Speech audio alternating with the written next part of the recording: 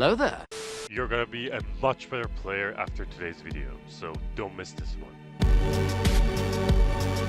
Welcome back everyone. Today we're doing a different style of a video and it's about Rainbow Six Siege, and you have to tell me later on, by the end of the video most likely, that if you enjoy this kind of video or if it's useful for you. Let's get into it.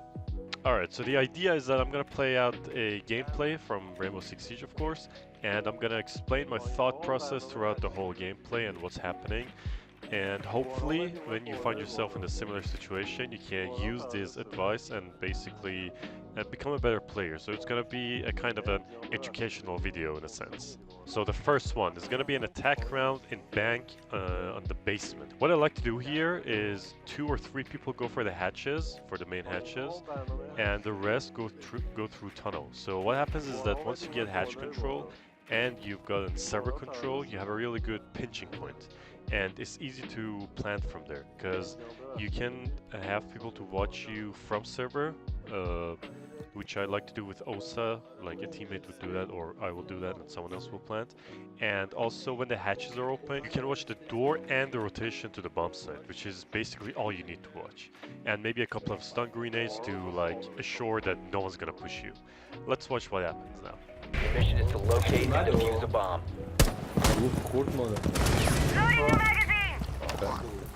So what I like to do after a teammate gets spawn peeked, I like to peek the place that they got shot from, because most of the time, because of the player base of this game is extremely cocky, and they're just gonna stay there, and you'll see what's gonna happen. I land a really nice shot, and I think it's worth like wasting a couple of seconds doing that and then going back to the basement.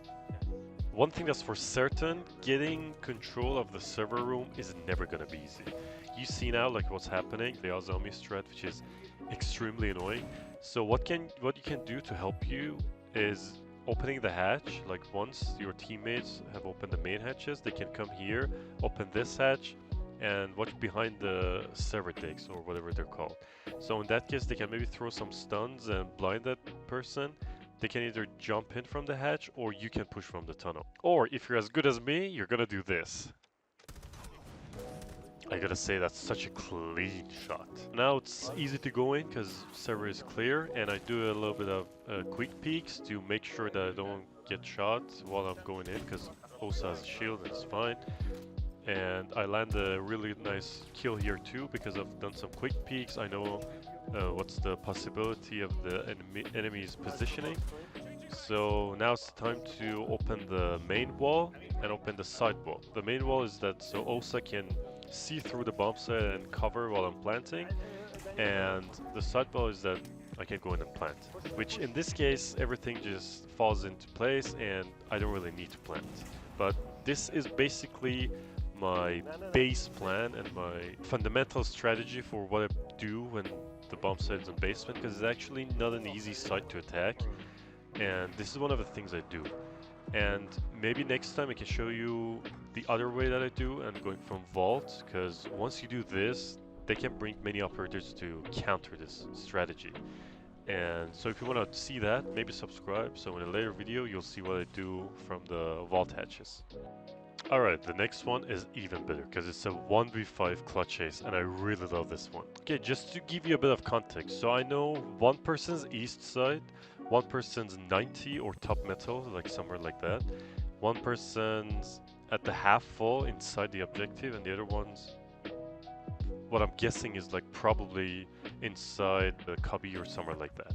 So based on those infos and guesses, I'm gonna make a play here.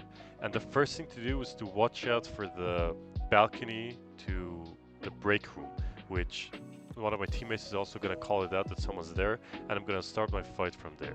Another important thing is that when you're like in a 1v5 or 1v4, even a 1v3 sometimes, the enemy team, at least 2 or 3 of them, are definitely gonna push you. Yes, there are times that they don't push and they're actually really good players and they really want to win, or it's a 4-4 like overtime and they don't push you because they want to win. But something like this, when it's like 1-0 and it's like at the start of the game and the enemy team doesn't know you yet, they are for sure gonna push you. And you're gonna see the instances of that here too. So with that in mind, you have to be careful of your flanks, of the angles that you normally wouldn't expect people to be there. That'll really change the style of your play, and it'll give you a confidence boost, I would say, which is something that's really crucial in a clutch situation. So what I'm doing here is shooting at the guy in the 90 because I heard him crouching in the corner there, which is such a dumb thing to do, but that's what I said about people pushing you. And I get a wallbang and I down him, and then I'm gonna get the full elimination once I go to the other side.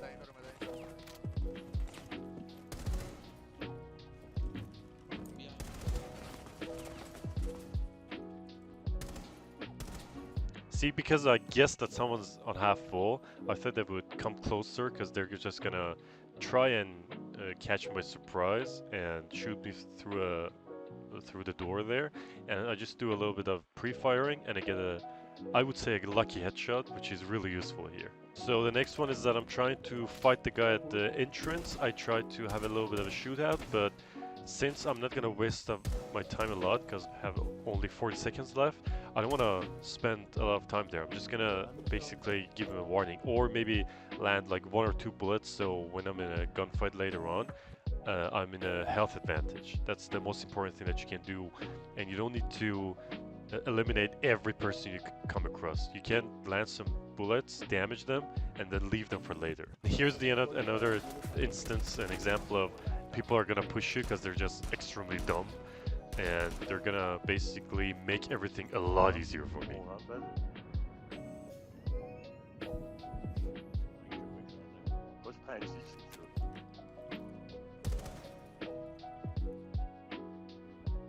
So there, which is pretty smart, I would say, is I throw a ace charge on the wall so I can cover the sounds of what I'm planning to do. So I throw an ace, I walk in, it's gonna have a little bit of distortion on the voice and the noises of the game for the other player, and it's gonna make them panic because it's already a 1v1 and I've eliminated 4 of his teammates, so it's gonna be really... He's gonna be under a lot of pressure, and probably everyone's shouting at him on his team. So I go in, plant, he does a big mistake of not pushing me at the right time. I just stick the plant, get it down, and then a really nice 2-tap, not a 1-tap unfortunately, but a nice pistol shot, and to basically win an impossible round, I would say. Alright, that's it. 2 videos for now, 2 gameplays, let's say, because I want to keep it short and I don't want to bore you, because that's a lot of talking and I don't think that's everyone's cup of tea. So I'm gonna stop it here, but please let me know what you think about it. Is it useful? Is it educational, as I said? And if you enjoy watching these kind of content. So yeah, don't forget to do that. And if you do enjoy it, don't forget to drop a like, subscribe, and share it with your squad mates, so maybe they get better too, so you can get to higher ranks. That's it. Thanks for tuning in, and I'll catch you all in the next one.